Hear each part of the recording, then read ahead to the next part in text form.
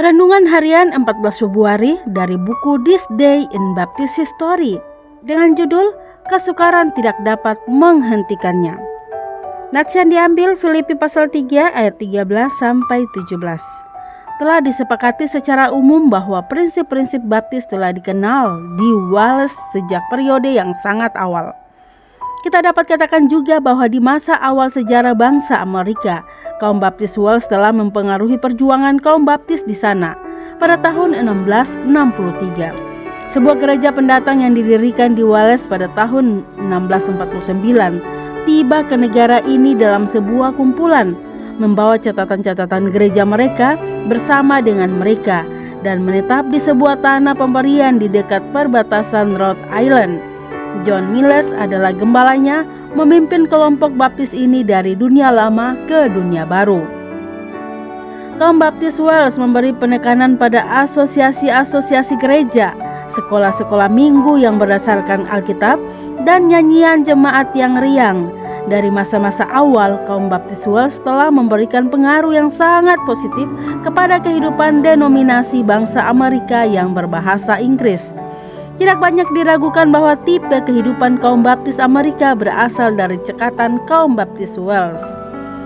Dengan mudahnya perjalanan di zaman modern kita, sulit untuk menghargai penderitaan para pencari kebebasan beragama di masa-masa awal.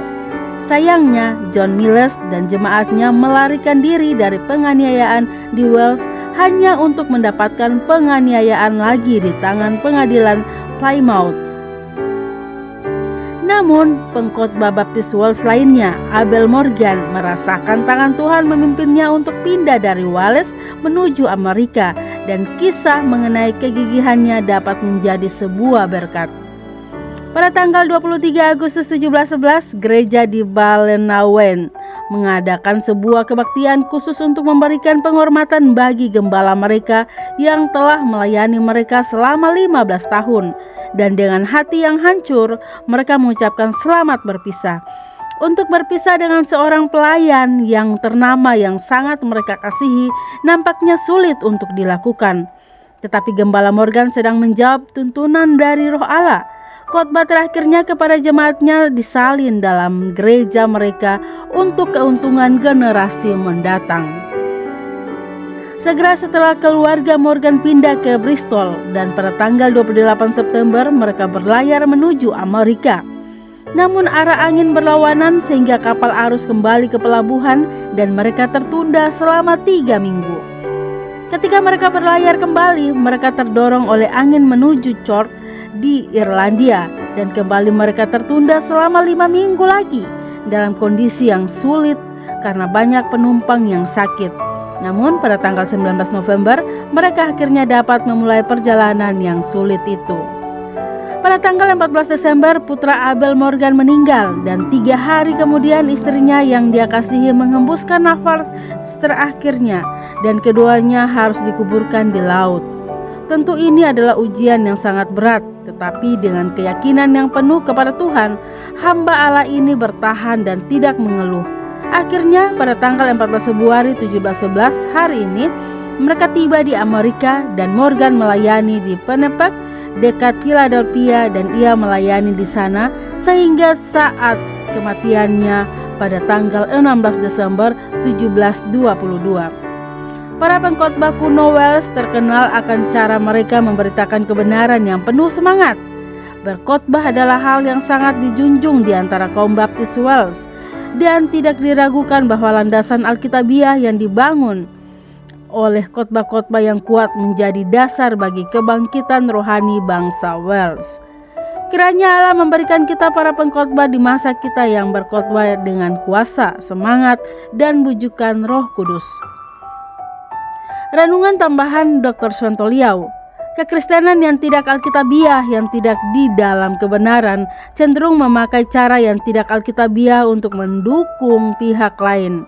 Inilah yang menyebabkan penganiayaan terhadap Kristen lain di Eropa. Dan inilah sebabnya baptis tidak bisa hidup di Eropa, karena baptis menjunjung tinggi kebenaran Alkitabiah. Dan karena itu pula kaum baptis dianiaya.